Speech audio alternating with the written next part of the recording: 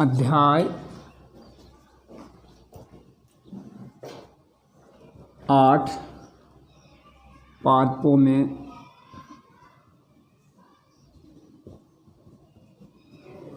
खनिज पोषण।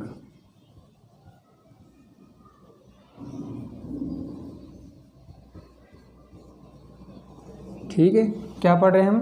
पादपों में खनिज पोषण पढ़ रहे हैं।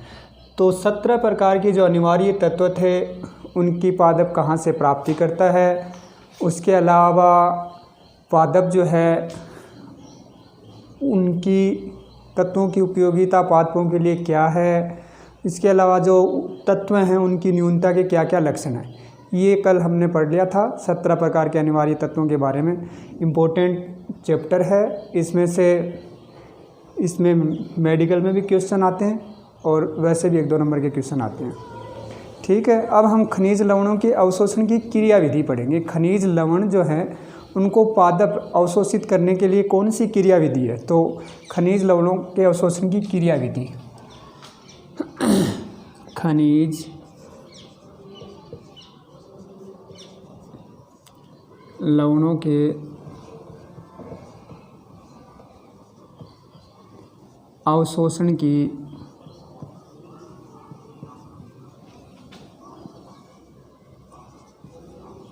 क्रियाविधि।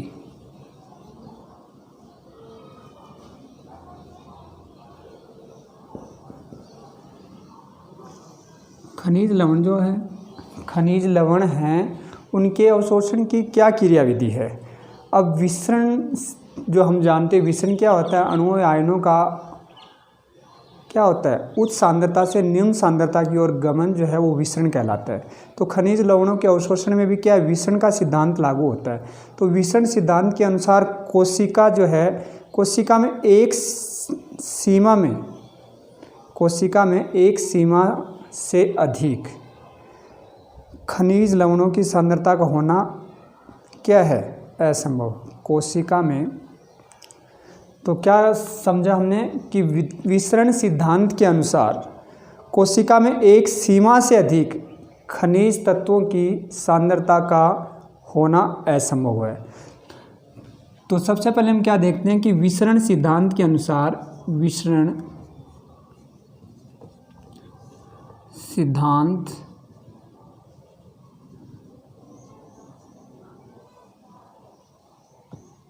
के अनुसार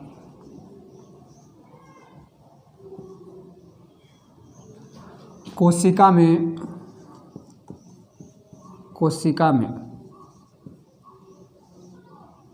विसरण सिद्धांत के अनुसार कोशिका में एक सीमा से अधिक, एक सीमा होती है, एक सीमा से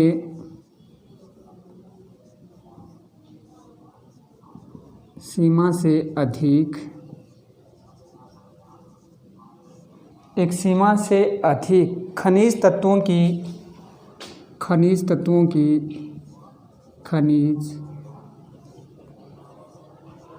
की सांद्रता का होना असंभव है। समझ में आया? तो खनिज तत्व जो है भाई, कोई कोशिका, जैसे ये कोशिका है, इस कोशिका में खनिज तत्व जो प्रवेश करेंगे तो एक सीमा तक ही प्रवेश करेंगे, उस सीमा से अधिक के जो खनिज हैं वो प्रवेश नहीं कर सकते। तो समझ में आया, एक सीमा से अधिक खनिज तत्व जो हैं कोशिका में प्रवेश नहीं कर सकते। उसके बाद में हम क्या देखते हैं कि कोशिका में, कोई भी कोशिका है, कोशिका में खनिज पदार्थों के अणुओं का प्रवेश उस सीमा तक ही संभव है जब तक बाह्य विलयन में अंतः विलयन की सांद्रता समान न हो जाए। तो क्या लिखेंगे, कोशिका में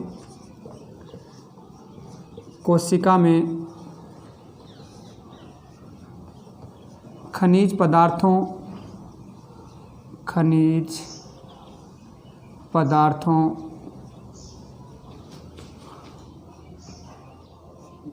पदार्थों का प्रवेश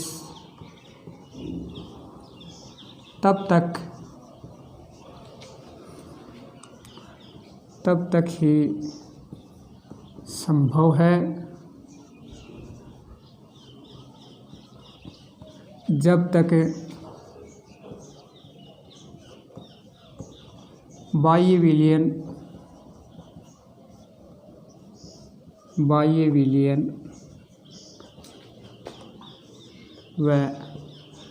अंतःविलयन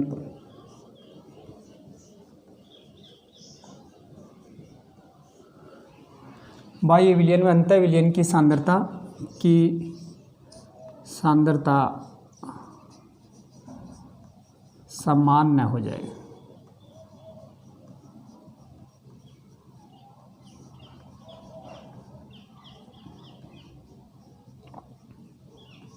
समझ में आया? तो कब तक प्रवेश कर सकता है कि बाह्य विलयन व अंतःविलयन दोनों की सांद्रता क्या है, समान न हो जाए। समझ में आया ना क्या बताया मैंने कि कोई कोशिका है, ये कोशिका है, इस कोशिका में खनिज पदार्थ जो प्रवेश करते हैं वो एक निश्चित सांद्रता होती है, उसी सांद्रता तक इसमें क्या कर सकते हैं, प्रवेश कर सकते हैं। उस सांद्रता से अधिक कोई भी खनिज तत्व कोशिका में प्रवेश नहीं कर सकता। और कब तक प्रवेश करते रहते हैं, जब ये तो आंतरिक विलयन है और ये क्या है, बाह्य विलयन है। ये बाह्य विलयन है, बाह्य और ये आंतरिक, दोनों की सांद्रता क्या नहीं हो जाए, बराबर नहीं हो जाए, तब तक इसके अंदर प्रवेश करते रहते हैं। समझ में आया? अब तीसरा क्या है कि कोशिका जो है उसमें प्रवेश तो करते हैं, लेकिन पादप जो है उसमें कौन से क्षेत्र में इस खनिज तत्वों का क्या होता है, अवशोषण होता है। अब हम देखते हैं कि खनिज लवणों का अवशोषण मृदा से होता है। खनिज लवणों का अवशोषण कहाँ से होता है, मृदा से होता है। तो मृदा से आयनों के रूप में जड़ के विभजोतक क्षेत्र तथा दीर्घीकरण क्षेत्र के द्वारा होता है। तो खनिज क्या लिखेंगे, खनिज लवणों का अवशोषण, खनिज लवणों का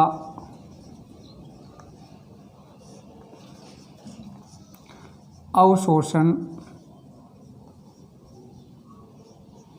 खनिज लवणों का अवशोषण मृदा से मिट्टी से खनिज लवणों का अवशोषण मृदा से आयनों के रूप में, मृदा से आयनों के रूप में जड़, आयनों के रूप में जड़ के विभजोतिकी क्षेत्र, जड़ के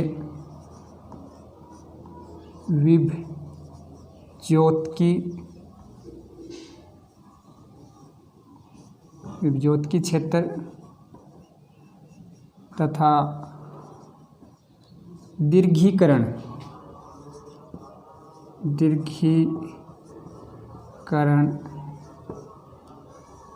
क्षेत्र से होता है। समझ में आ गया ना भाई? ये जड़ें हैं, जैसे क्या हैं, जड़ें, ये जड़ हैं। तो इन जड़ों को पादप आयन के रूप में, जैसे Fe2+ के रूप में या Fe+ के रूप, फेरिक और फेरस, तो क्या करता है, जड़ जो है इसका विभजोतिकी क्षेत्र और दीर्घीकरण क्षेत्र उनके द्वारा अवशोषित किया जाता है। उसके बाद में हम क्या देखते हैं कि अब ये तो समझ में आ गया कि खनिज तत्व कौन सी सीमा तक प्रवेश करते हैं, कब तक कोशिका में प्रवेश करते रहते हैं। उसके बाद में हम देखते हैं कि खनिज लवण जो है उनका अवशोषण पादप करता कैसे है। तो जड़ के विभजोतिकी क्षेत्र तथा दीर्घीकरण क्षेत्र, इन दोनों से क्या करता है, पादप जड़ों के द्वारा मृदा से ग्रहण करता है आयन के रूप में। उसके बाद में हम क्या देखते हैं, खनिज लवण जो है उनका अवशोषण किससे होता है, उपापचयी ऊर्जा के उपयोग से होता है। तो खनिज लवणों का अवशोषण जो है, खनिज लवणों का अवशोषण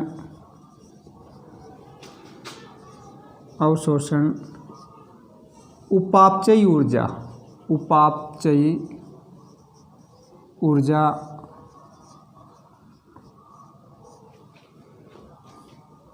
के सहयोग से होता है।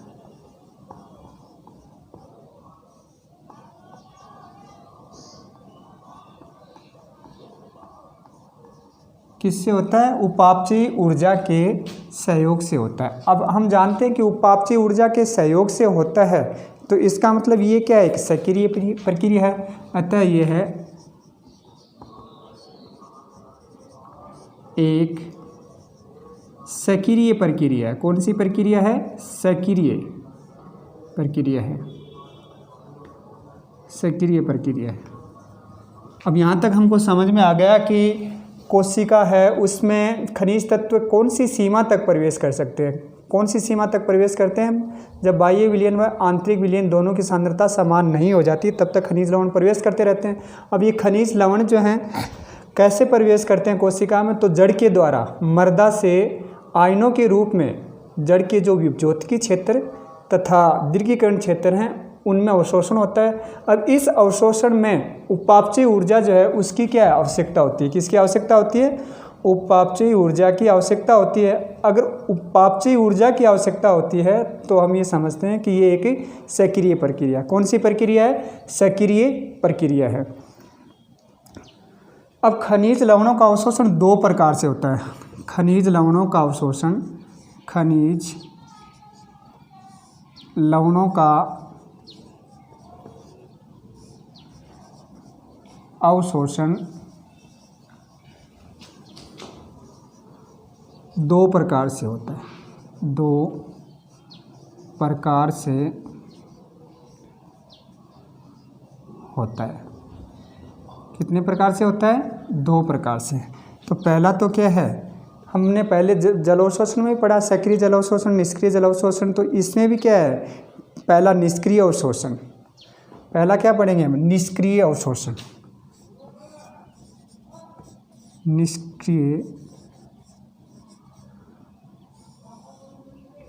अवशोषण।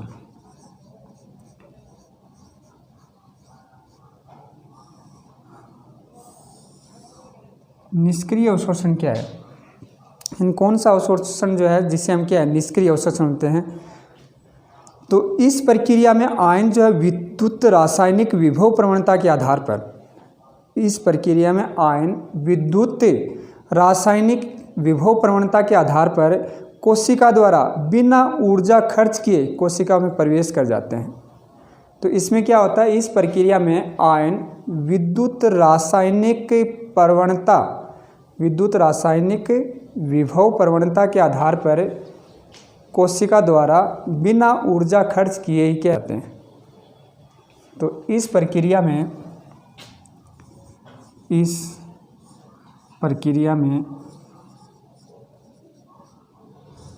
कौन सी प्रक्रिया में? निष्क्रिय अवशोषण में।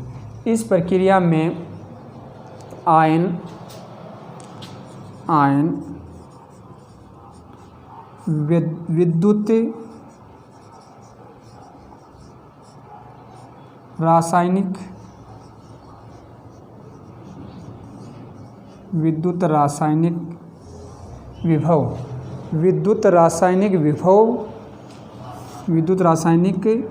विभव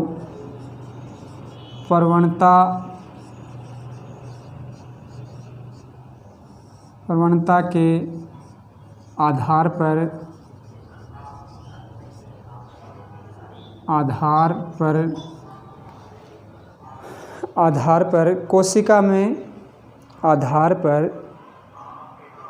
कोशिका में बिना ऊर्जा खर्च किए, आधार पर कोशिका में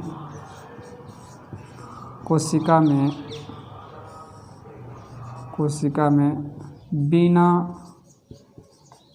ऊर्जा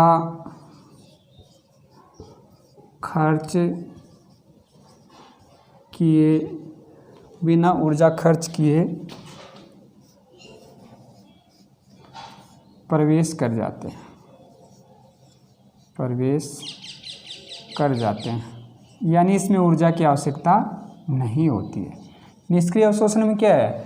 ऊर्जा खर्च नहीं होती। और रासायनिक विभव प्रवणता के आधार पर विद्युत रासायनिक विभव प्रवणता, ये जो है ना विद्युत रासायनिक विभव प्रवणता के आधार पर ही क्या है आयन जो है वो कोशिका में प्रवेश कर जाते हैं। ऊर्जा की इसमें कोई आवश्यकता नहीं होती। अब इस प्रक्रिया को समझने के लिए 3 मत दिए गए, 3 प्रकार के विचार हैं। क्या हैं? 3 प्रकार के विचार हैं। पहला जो है वो संहति प्रवाह परिकल्पना। पहला क्या है? तो इसको समझने के लिए 3 विचार हैं, 3 विचार या मत, 3 विचार इसको समझने के लिए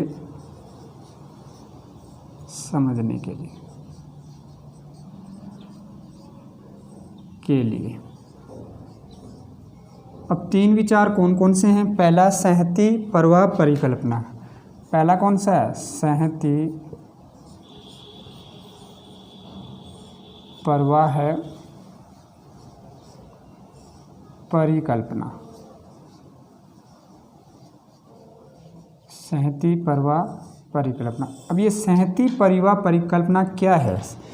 यानी जब पादप है इसमें वाष्पोत्सर्जन की क्रिया होती है तो एक खिंचाव उत्पन्न होता है। और इस खिंचाव के कारण क्या है जड़ों के द्वारा क्या होता है जल प्रवेश करता है। तो जल की मात्रा के साथ ही क्या खनिज लवण भी इसमें प्रवेश कर जाते हैं। इसे क्या कहते हैं? संहति प्रवाह परिकल्पना। क्या कहा जाता है? संहति प्रवाह परिकल्पना। समझ में आया ना? इस संहति प्रवाह परिकल्पना में है क्या? ये जड़ें हैं, ये पादप की पत्ती है, इस पत्ती में वाष्पोत्सर्जन की क्रिया होगी और वाष्पोत्सर्जन की क्रिया जब होगी तो एक खिंचाव उत्पन्न होता है। तो इस खिंचाव के कारण जल जो है वो जड़ों द्वारा क्या है अवशोषित होता है और जड़ के साथ साथ ही क्या है खनिज आयन भी क्या है अवशोषित हो जाते हैं। इसे कहते हैं संहति प्रवाह परिकल्पना। समझ में आया संहति प्रवाह परिकल्पना क्या है? वाष्पोत्सर्जन खिंचाव के प्रभाव के कारण वाष्पोत्सर्जन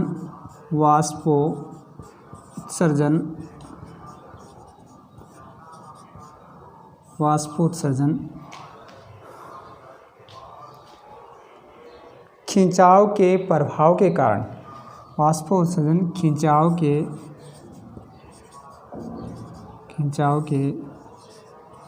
प्रभाव के कारण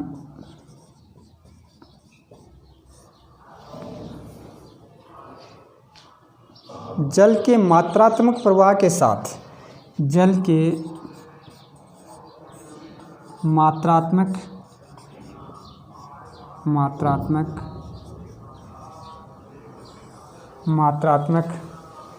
जल के मात्रात्मक प्रवाह के साथ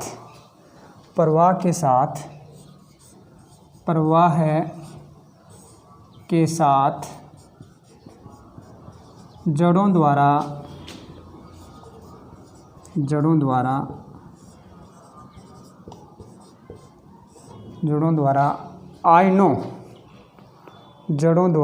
आयनों को भी ग्रहण कर लिया जाता है। जड़ों द्वारा आयनों को भी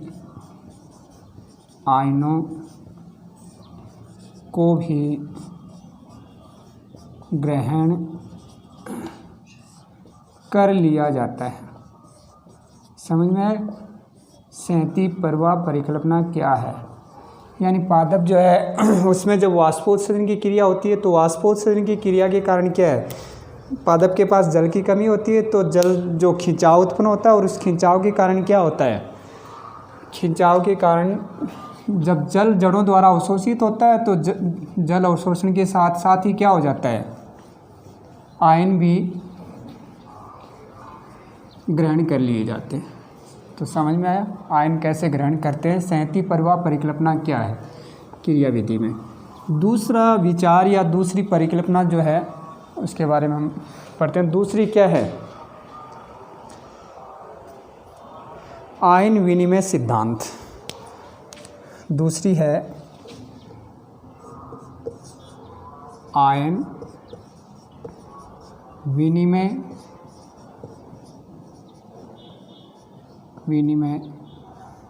सिद्धांत। अब आयन विनिमय सिद्धांत क्या है? आयन विनिमय सिद्धांत जड़ की सतह और बाह्य घोल के बीच, जड़ की सतह और बाह्य घोल के बीच निश्चित संख्या में धनायनों अथवा ऋणायनों के विनिमय को आयन विनिमय कहते हैं। तो जड़ की सतह और बाह्य घोल के बीच निश्चित संख्या में धनायनों अथवा ऋणायनों के विनिमय को आयन विनिमय कहते हैं। समझ में आया?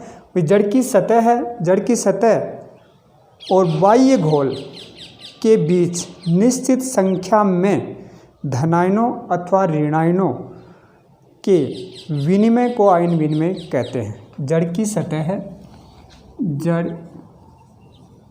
की सतह व बाह्य घोल, बाह्य घोल के बीच निश्चित संख्या में, निश्चित संख्या में धनायनों अथवा ऋणायनों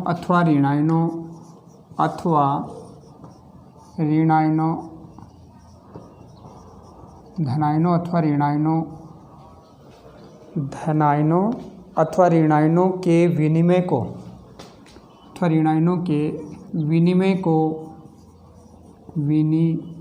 को आयन विनिमय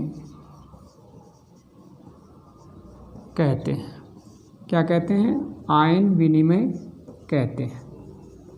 समझ में आया? तो आयन विनिमय क्या है? तो जो खनिज पोषण निष्क्रिय अवशोषण है उससे संबंधित दूसरी परिकल्पना क्या बताई? आयन विनिमय सिद्धांत। तो जड़ की सतह होती है, भाई जड़ है ये पादप की, जड़ की सतह वह बाह्य घोल ये है, ये तो जड़ की सतह है और ये बाह्य घोल है। दोनों के इस बाह्य घोल के बीच निश्चित संख्या में धनायनों अथवा ऋणायनों के विनिमय को क्या कहते हैं? आयन विनिमय। इस घोल से जड़ की सतह के अंदर आयन जो है, धनायन अथवा ऋणायन जो इसके अंदर प्रवेश करेंगे उसे क्या कहते हैं? आयन विनिमय सिद्धांत कहते हैं। आयन विनिमय सिद्धांत कहते हैं। तो आयन विनिमय जो है वो समान आवेश के मध्य होता है। आयन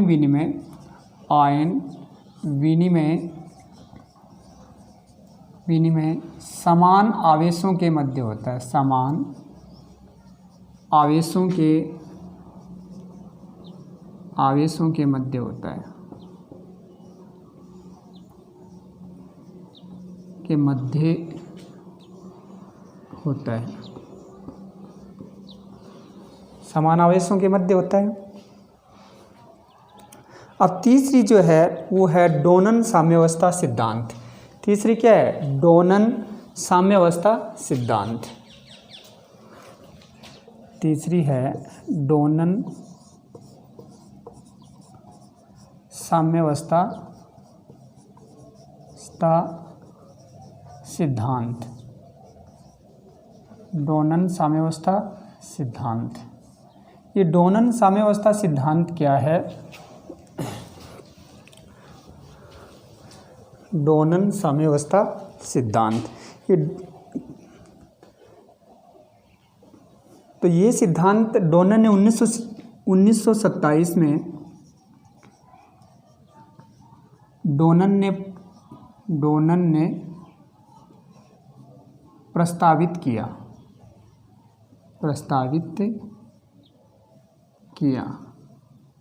क्या है? इस सिद्धांत के अनुसार क्या है? ये सिद्धांत जो है स्थिर आयनों के प्रभाव पर आधारित है। यह सिद्धांत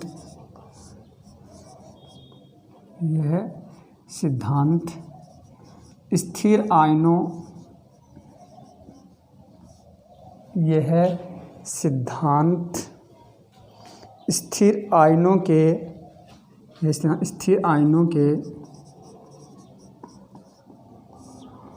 के प्रभाव पर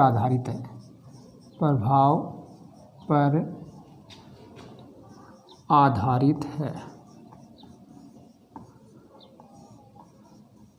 ठीक है, तो ये समझ में आया।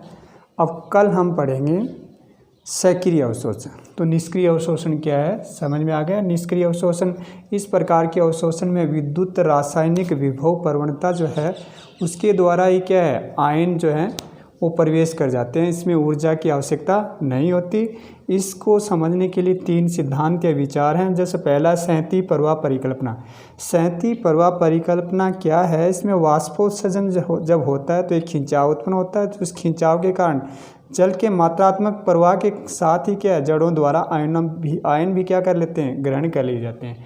दूसरा आयन विनिमय सिद्धांत है। आयन विनिमय सिद्धांत जो है उसमें क्या है, जड़ की सतह व बाह्य घोल के बीच निश्चित संख्या में धनायनों अथवा ऋणायनों के विनिमय को क्या कहते हैं, आयन विनिमय कहते हैं। ठीक है, ये आयन विनिमय जो है वो समान आवेशों के मध्य होता है, धनायन धनायन के साथ, ऋणायन ऋणायन के साथ। फिर तीसरा है डोनन साम्यावस्था सिद्धांत। ये सिद्धांत 1927 में डोनन ने प्रस्तावित किया था। इस सिद्धांत के अनुसार क्या है कि स्थिर आयनों के प्रभाव पर आधारित है। किसके ऊपर आधारित है, स्थिर आयनों के प्रभाव पर आधारित है।